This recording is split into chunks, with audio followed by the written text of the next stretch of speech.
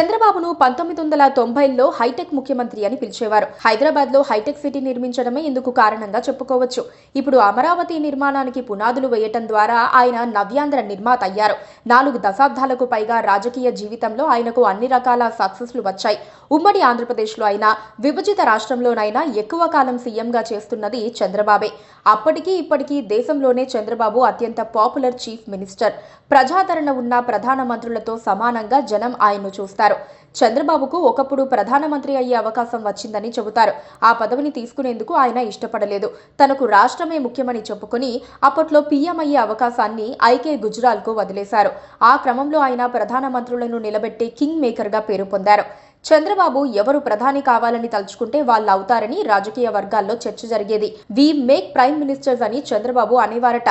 దేశం ముఖ్యమే కానీ తన పదవి ముఖ్యం కాదని చంద్రబాబు చెబుతూ ఉండేవారని ఆయన సన్నిహితులు కామెంట్ చేస్తూ ఉంటారు. దేవేగౌడ, గుజ్రాల్, వాజ్పేయి ఎవరు ప్రధానిగా ఉన్నా సరే రాష్ట్రానికి కావలసిన ప్రయోజనాలను పొందటంలో చంద్రబాబు ముందుండేవారు. చంద్రబాబు ముఖ్యమంత్రిత్వంలో ఉమ్మడి ఏపీ బాగానే ప్రయోజనం పొందింది. కాంగ్రెస్ పార్టీ నుంచి రాజకీయాల్లోకి ఎంట్రీ ఇచ్చిన చంద్రబాబు ఆ తర్వాత టీడీపీలో చేరి చక్రం తిప్పి ముఖ్యమంత్రి పీఠాన్ని దక్కించుకున్నారు.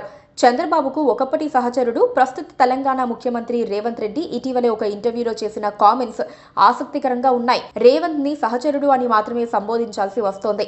ఎందుకంటే చంద్రబాబు శిష్యుడు అని సంబోధించిన ఒక విలేకరిని ఆయన ఎవరికి ఎవరు శిష్యుడు అంటూ గట్టిగా మందలించారు.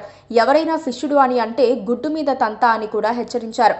అది వేరే విషయం అనుకోండి. చంద్రబాబు రాజకీయ జీవితాన్ని ఒక్క మాటలో విశ్లేషించిన రేవంత్ రెడ్డి ఆయన కాంగ్రెస్ పార్టీలో ఉంటే ప్రధానమంత్రి అయ్యేవారని వ్యాఖ్యానించారు. అది నిజంగానే ఆసక్తికర కామెంట్ అవుతుంది.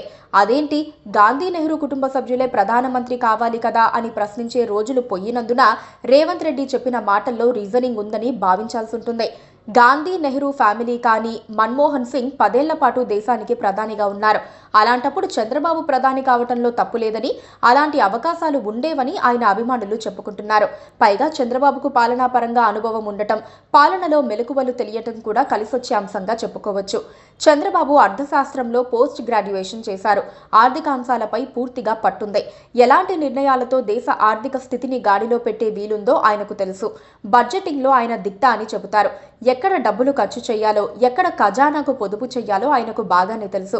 ప్రధానమంత్రిగా తన కింద పనిచేసే ఆర్థిక మంత్రికి చంద్రబాబు దిశానిర్దేశం చేయగలరని కూడా అభిమానులు విశ్వసిస్తున్నారు. మరి చంద్రబాబు కాంగ్రెస్ పార్టీలో లేరు. ప్రస్తుతం ఆయన బీజేపీకి అత్యంత సన్నిహితుడైన నాయకుడిగా ఎన్డీఏ కూటమిలో పనిచేస్తున్నారు. మరి చంద్రబాబు ప్రధానమంత్రి అయ్యేవారన్న రేవంత్ రెడ్డి వాక్కు భవిష్యత్తులో ఫలిస్తుందో లేదో చూడాలి.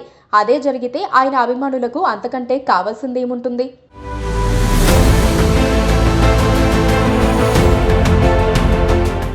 subscribe to